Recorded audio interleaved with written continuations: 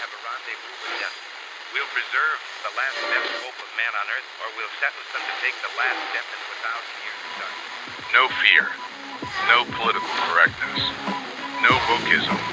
You're listening to Underground USA.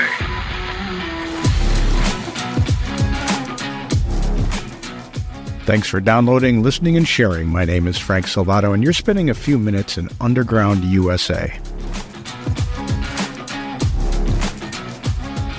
One of the most pressing issues arising from the aftermaths of Hurricanes Helene and Milton, outside of the loss of life, immense damage, and pathetic response by the federal government, is this.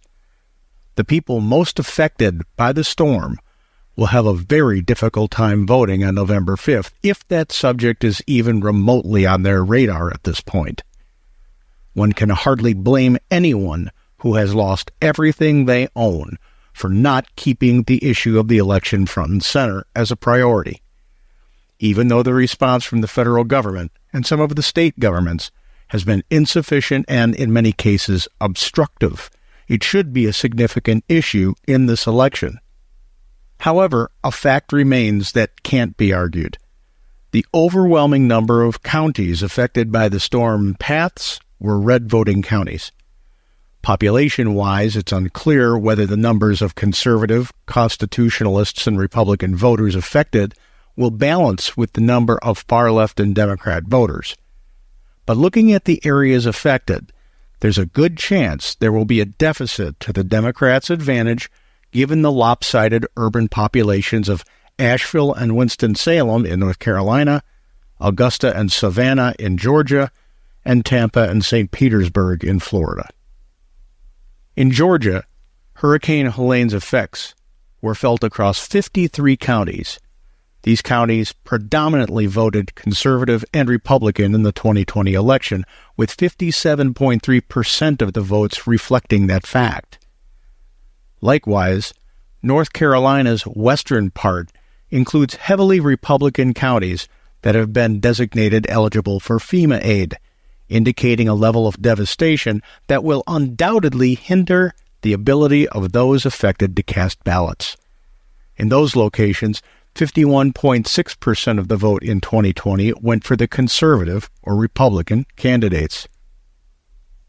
The physical destruction and logistical challenges in North Carolina, specifically, will directly affect voter turnout. Traditional polling stations are either inaccessible or non-existent. If mail-in ballots are delayed due to postal service disruptions, the vote in affected areas will be suppressed. While this might not change voter preference, it will reduce the overall number of votes cast for conservative candidates if those voters cannot vote. Given that these areas are predominantly conservative in nature, the lower voter turnout will disadvantage conservative, constitutionalist, and Republican candidates. And even though emergency voting measures have been implemented in many election authority jurisdictions throughout the affected areas, there is no guarantee that they'll be adequately effective. Today, the election results and the entirety of the general election nationally could be affected by these disasters. That is, unless the rest of the electorate in the affected areas and/or enough voters across the country turn out to compensate for the disenfranchisement, ensuring that the good people of Western North Carolina, Eastern Tennessee, and Northern Georgia are represented at the ballot box in the exercise of their constitutional rights to vote. Today, the immediate need for the people affected by these storms is material and physical aid and assistance. I've consistently posted links to credible organizations, all with high ratings by charitynavigator.org, Samaritan's Purse, the Salvation Army, the Cajun Navy Relief, Mercury One, and if you're an animal lover, Best Friends Animal Society. They're all doing great work in the affected areas. But tomorrow is a completely different issue. Tomorrow, in the context of November 5th's general election, has ramifications well beyond the immediate future.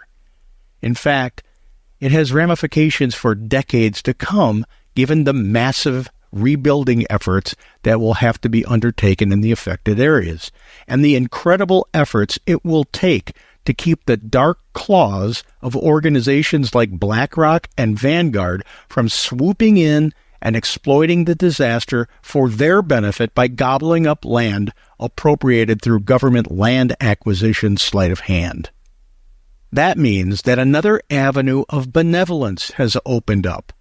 Out of the ashes, another way has been created to help our fellow neighbors. If you're disgusted by today's politics, and who isn't, you may be tempted to sit out this election. Some sources have as many as 31% of conservative Christians indicating that they will forego casting a ballot in this upcoming election. 102 million people of faith, including 32 million regular Christian churchgoers, are expected to abstain from voting in November's elections. That's according to Arizona Christian University's Cultural Research Center, which found significantly lower voter enthusiasm compared to 2020. Dr. George Barna, the research center director, explained, Christian church-going voters have historically supported the more conservative major party candidate in a presidential race and appear poised to do so again this election cycle, albeit with fewer of them casting a ballot than in the most recent presidential race. It used census data to project possible totals. Those who said they aren't going to vote gave multiple reasons. 48% said they believe the election would be rigged. 57% said they dislike all major candidates, and 50% said the election has become too controversial for their liking. Dr. Barna stated, in 2020, the margins of victory were a combined 587,000 votes or so in 9 battleground states. In that context, the 32 million Christians sitting in the pews each week who refuse to vote are a game changer. Many undecided and independent voters are considering doing the same. But now those voters have a reason. You have a reason, steeped in benevolence for your fellow Americans, for your neighbors, to get to the polls and cast a ballot, to help represent someone who can't cast a vote because of a disaster and an inadequate response from the very federal emergency management agencies who take our tax dollars to execute that mission. As previously stated, those affected by the storms and who will be disenfranchised from voting vote overwhelmingly conservative. They vote predominantly for Republican candidates. So, in the names of the disenfranchised, if you care to help those who cannot do for themselves, show up at the polls on November 5th, or preferably to vote early, and cast your votes for the conservative, constitutional, or Republican candidates in their place. North Carolina and Georgia are critical swing states, and the storm's devastation will debilitate local voter turnout for the November 5th general election. The storm's impact will present both physical and logistical challenges, not to mention challenges to the vote counting and certification efforts. But it doesn't have to be the case. Not if those still on the fence about voting use benevolence as a motivation to cast a ballot in representing those who are forbidden from voting for themselves for no fault of their own. If enough states go red, we can compensate for the loss of votes resulting from these natural disasters, rendering them electorally moot. When we come back, our segment on America's Third Watch, broadcast out of our flagship station, our surviving flagship station, WGUL in Tampa, Florida. You're listening to Underground USA. Who helped cause soaring gas prices? BlackRock. Who contributed to outrageous housing prices? BlackRock. BlackRock and Larry Fink spent years harassing oil and gas companies, making them divest from fossil fuels. Now you feel the pain. And BlackRock-owned companies are snatching up houses, crippling families.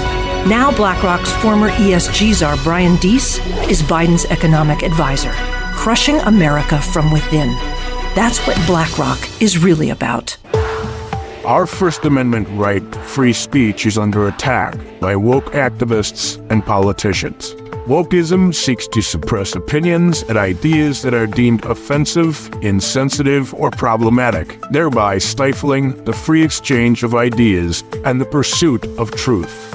It emphasizes social justice, identity politics, political correctness, and the regulation of language, and relies on euphemisms and ambiguous language to create the illusion of consensus, thus avoiding confrontation with opposing viewpoints. Wokeism is antithetical to free speech because it stifles the free exchange of ideas and the pursuit of truth. This is in direct opposition to the principles of free speech. Wokeism is an ideological cancer shopped by those who want to control you.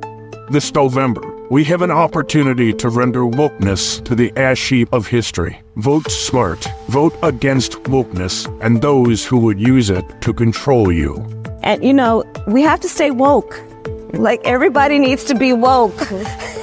And you can talk about if you're the wokest or woker, but just stay more woke than less woke.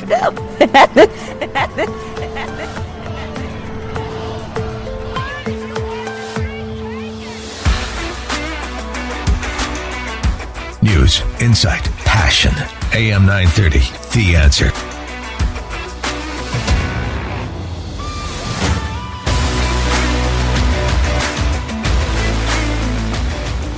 Well, now, Frank, you're up in the Panhandle, I believe. So, so you're safe, you and yours.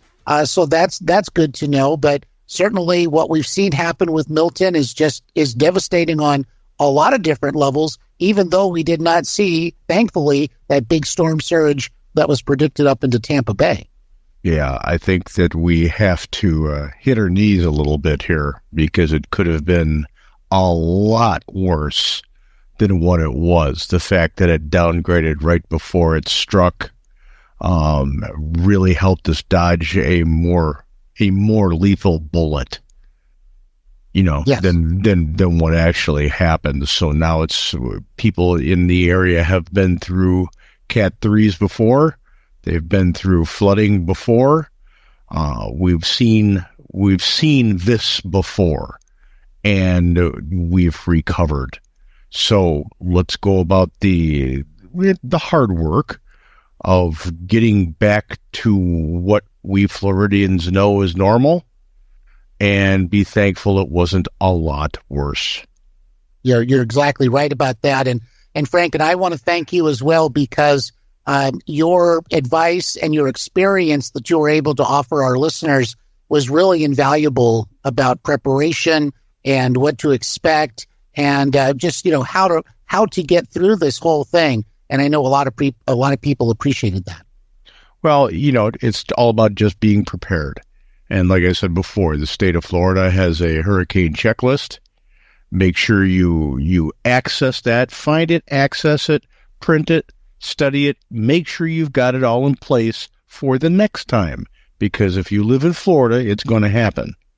So, and make sure that you've got a plan to be able to recongregate your family after something like this. Can't tell you how important that is to have a plan for that.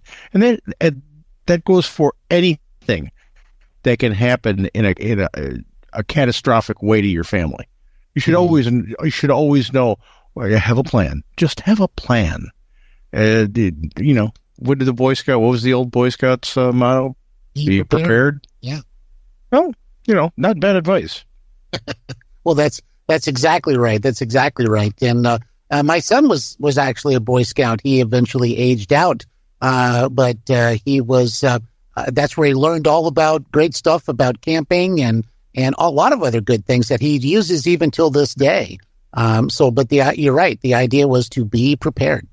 Yeah, in every emergency service and every business, quite honestly, you've got a pre-plan. Even if you're a budding community, you have a 10-year plan.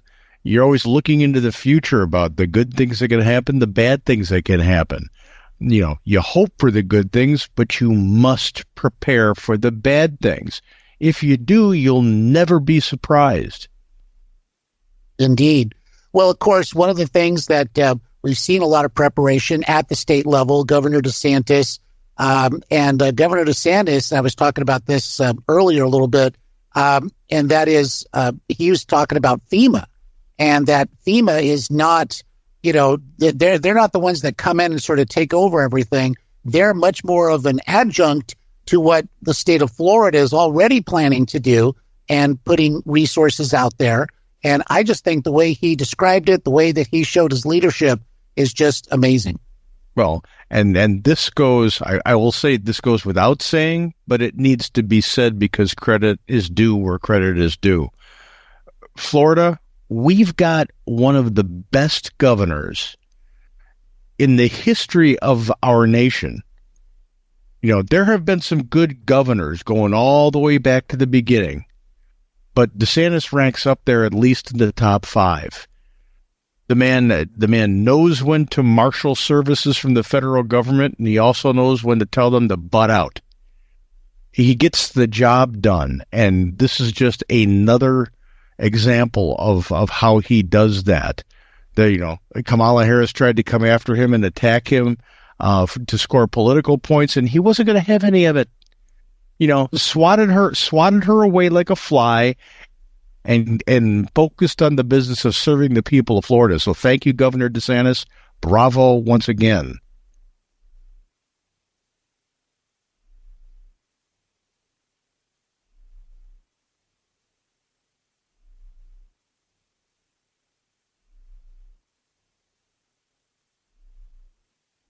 Well, there was something that came up in the news.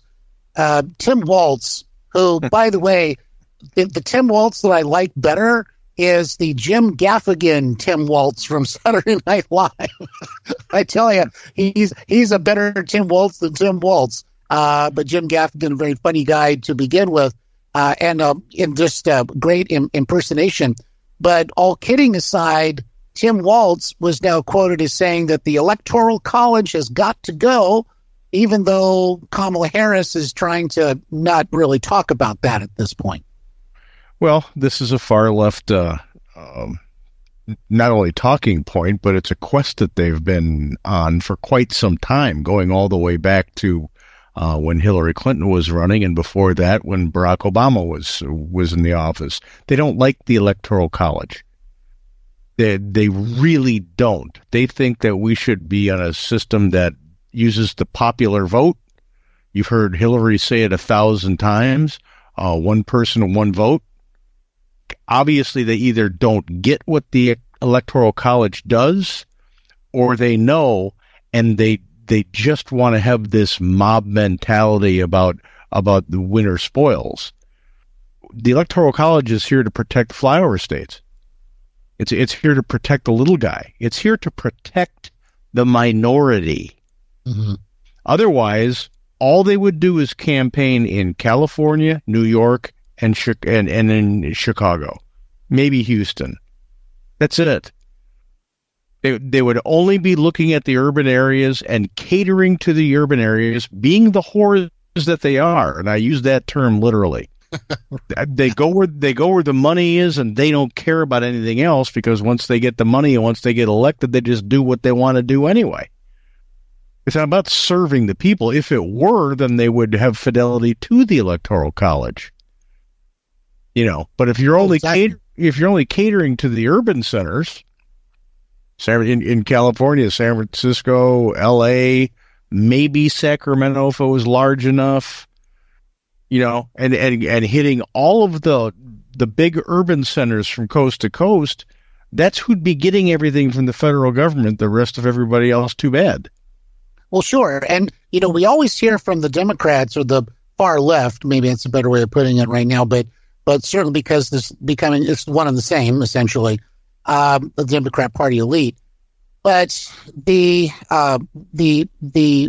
idea of disenfranchisement is something they rail about all the time.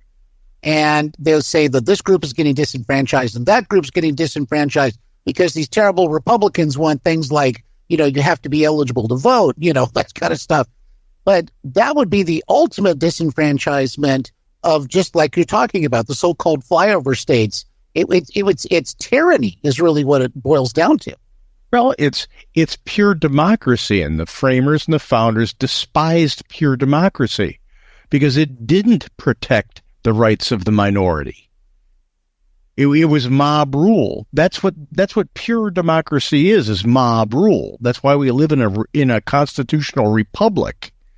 We use a democratic process, but we live in a constitutional republic. So when you hear these people railing against the Electoral College, you have to think of it in one way and one way only. They came into the game knowing the rules. They want to change it for their benefit. Mm-hmm. We've had some very close elections in the past at least 20 years, if not 30 years, to the point where it's getting down to a fairly divided nation. It's almost 50-50. It keeps vacillating back and forth. That's the way it has to be. You don't change the rules of the game just because you lose. You strengthen your game.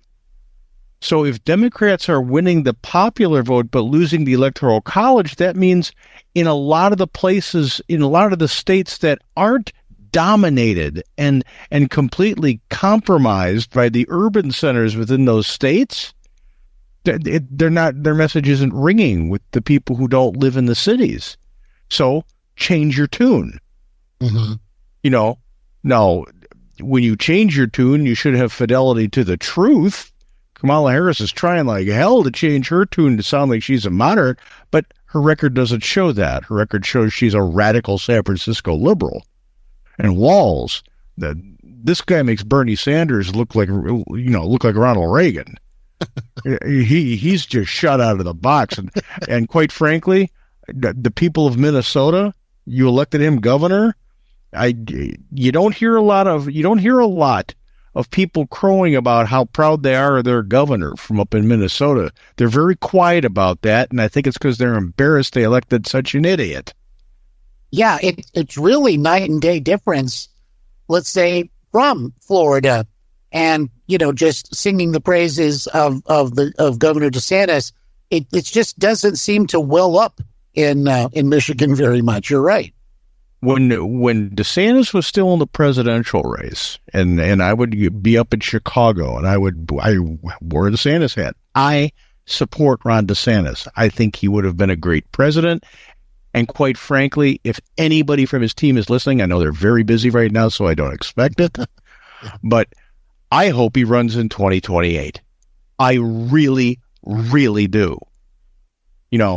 Everything that he's done for the state of Florida, whether it's an emergency or protecting it against a tyrannical federal government, has been constitutional and spot on. He deserves the position should he choose to run for it, and I'd support him 100%. But even up in Chicago, I'd be wearing a hat that said DeSantis for governor, and people walked up to me and asked me if they could buy my hat. Really? Wow. That's amazing. So when you do good work, when you do government the way it's supposed to be done, people everywhere recognize it. Even in a blue state like Illinois, they recognize it. They value it. They understand that it's very, what you're doing is good. I don't see anybody, and I've been traveling back and forth up to Chicago. I don't see anybody wearing any Harris shirts. I've seen one Harris sign. One. Wow. Well, it looks like, all the Oprah stuff and all that just doesn't seem to cut through. It's only tailor-made for media and for this sort of this media illusion that they create. Oh, she's all these people are on the screens and they come to the town hall, but it's not really that many people at all. And that's the point that everybody needs to take away from this experience, is that it doesn't matter what the media says or what kind of information they keep away from you. You've got to do your own homework on who the people are, how they voted, how they came up the line, what they did to actually serve the people, what accomplishments they have in the public arena. And when somebody presents as horrific as Kamala Harris, you don't vote for them, no matter how much good press they're getting.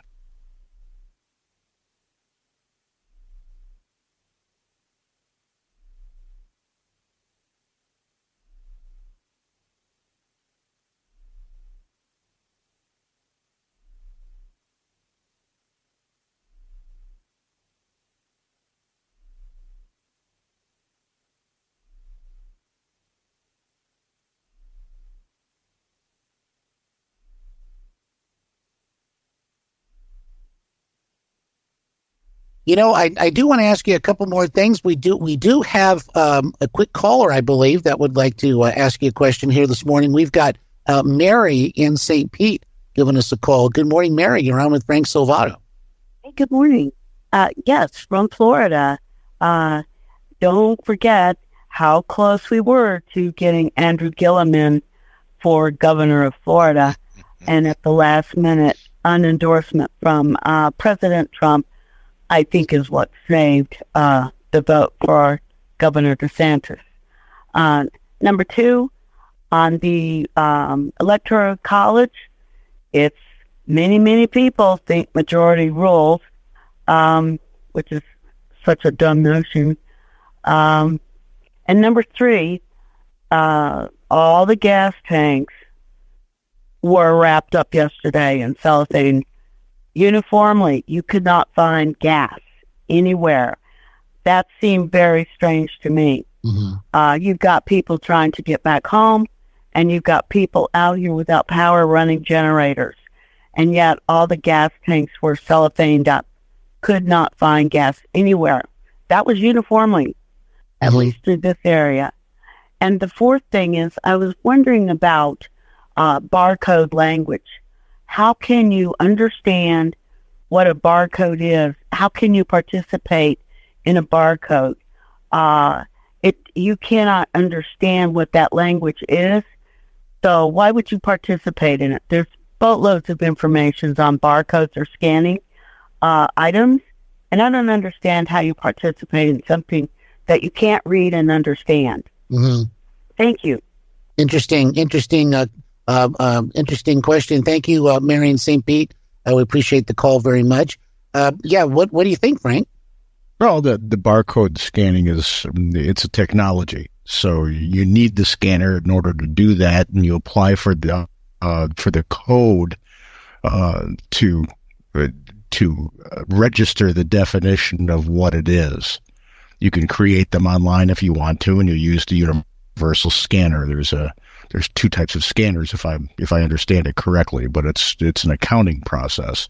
It's all based on numbers, zeros and ones, just like everything else in the computer language. But you need the technology in order to read it, and that's fine. You know, there's nothing wrong with that. It's just a way to keep track of things, just like QR codes. Well, sure, yeah, as far as and stuff like that, exactly. Yeah, and then the QR codes are expanding into other things. You know, you see QR codes all over the place. They can prompt commands. They can give you email addresses, URLs, addresses and phone numbers, business cards, the whole thing. So it's how you program it and use the technology to read it. As far as the cellophane on the gas pumps, I've seen that in other places around the country when the purveyor of the gas, because gasoline is supplied by not only the big oil companies but the subsidiaries underneath. If they're not going to be delivering, people who own franchises and that wrap the cellophane so people could see it from the street to understand that there's no gas. Yeah, and they don't even come in. Yeah, now in the wake of a hurricane, you need the generators and stuff. That can present a problem, but nobody said the aftermath of a hurricane was going to be easy. Well, that's right. So And one of the things, too, is that when you know the hurricane's coming, that's the time to do all that prep. Make sure you have gas in your vehicle, so if you need to evacuate, or gas for your generator, or what, all those different things. Yeah, and there are going to be times if the storm is bad enough, or if the catastrophe is bad enough, where it's not going to be there. So plan accordingly. Exactly right. It's all about pre-planning. But quite honestly, if you see cellophane wrapped around a gas pump, I'd rather see it from the street than pull in and waste my time. Yeah, exactly right. No, I hear you. Absolutely. Well, on the political side too, Frank, we've had a couple of times now, Kamala Harris is getting the question, what would you have done differently, and what makes you different than Joe Biden? And both times she's not really had the best answer. She started talking to Colbert, saying, well, I believe in the hopes and aspirations of Americans, and that's her little speech that she gives. But I think on The View, she said, I can't think of anything I would have ever done differently. So why should we even, if she's just like Joe Biden, hopefully people will say we don't want any more of that. Well, that's the canard that they're trying to shop to you right now by keeping her out of the limelight as much as they have up until this point, is that she's a change agent. She's not a change agent. She's part of the current administration. And Biden himself came out just a couple days ago, and I'm sure her campaign people were not happy about this and said, they're joined at the hip. Every decision she was involved with, she's on my page with everything that I decided to do. So yeah. She owns everything, and it's admitted by the current president of the United States. And on The View, she didn't just allude to it; she said it point blank. I wouldn't change a thing. Mm-hmm. That's so right. Yeah. So she got on Colbert, and let's remember, this is a comedian who does a comedy late night talk show. He's not a serious person. So why she's going on these shows? It's all a dog and pony show. For the low IQ voter. If you need Stephen Colbert to illuminate something for you, you've got some intellectual problems with your politics. But, her answer was word vomit after saying that she wasn't Joe Biden and she wasn't Donald Trump. Gee, duh. And in a lot of ways, looking at her past record, because she's more liberal and more far left than even Joe Biden, you'd have to multiply the catastrophes that we're feeling today by 2. Yep, that's exactly right. And the fact that she says that she wasn't Donald Trump, that's not the best reason either to ever vote for somebody, because they're not somebody else in the grand sense. But Trump actually has real, actual bona fides that you would want to vote for that would actually make things better for all the people in the country, and not just the special interest groups that Kamala Harris is wanting to cater to at this point. If she's trying to distance herself from Donald Trump so badly, maybe she shouldn't take up all of his political positions. You're right on the money with that. That's exactly right. Like, tax on tips. Yeah, no tax on tips. The $6,000 child care tax credit. Trump came out with, he wants a $5,000 one. He said that before she came out with the $6,000 one. She doesn't have an original thought in her empty head. And quite honestly, when you start listening to what she says, when she has to think on her feet, the woman is vacuous. She really is not that intelligent. She knows how to word vomit to make you think that she said something, but she has no substance. She has no substance. Yeah, and they know that too. And this is why I think that they would have even preferred a much shorter campaign cycle with Harris, because they might have been able to actually pull this thing off at that point. But she's been there now. It's weird, but it's long enough for people to really realize she can't answer a real question. And thank God for people, and this no thanks to the mainstream media complex. Thank God for the independent journalist, and thank God for the independent radio stations who are actually talking about the things that the mainstream media won't tell you about her. We're the only people examining her record and speaking the truth about her lack of accomplishment and her low IQ. Well, exactly right. This is what we do. And you're right. I think we're the only ones bringing all that stuff out. And so thank God for that. And no wonder they want John Kerry's talking about how the First Amendment is a stumbling block to their control. Yeah. And Hillary Clinton saying the same thing. The federal government is becoming more centralized by the day.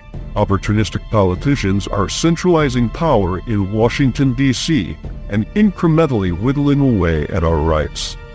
Should the worst-case scenario play out and Kamala Harris and Obama 3.0 assume power on November 5th, we must be prepared with a plan to rein in the Marxism they will unleash through the federal government.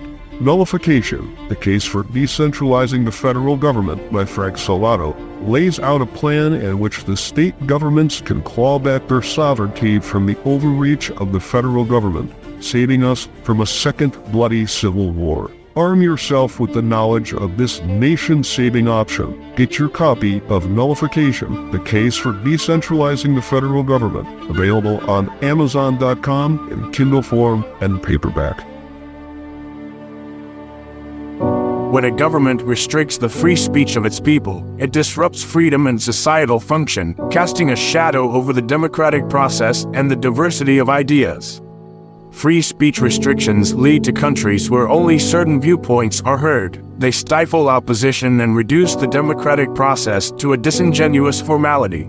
When people fear repercussions for their speech, they self-censor. This doesn't just limit controversial or offensive speech, but also destroys innovation, creativity, and even necessary discourse.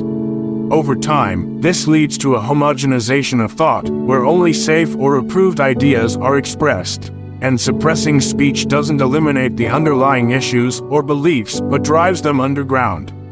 Governments that curtail free speech do so to maintain control. When speech is controlled, it's easier for those in power to manipulate narratives, suppress dissent, and maintain their grip on power. That's why, when Kamala Harris says this, we should all be alarmed. There has to be a responsibility that is placed on these social media sites to understand their power.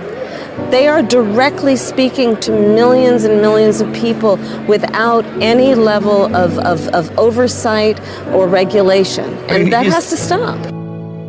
Any government's fascist restriction of free speech sets off a domino effect where freedom incrementally disappears. It's a foundational right that supports the structure of all other liberties, and its restriction can lead to a society where control overshadows freedom.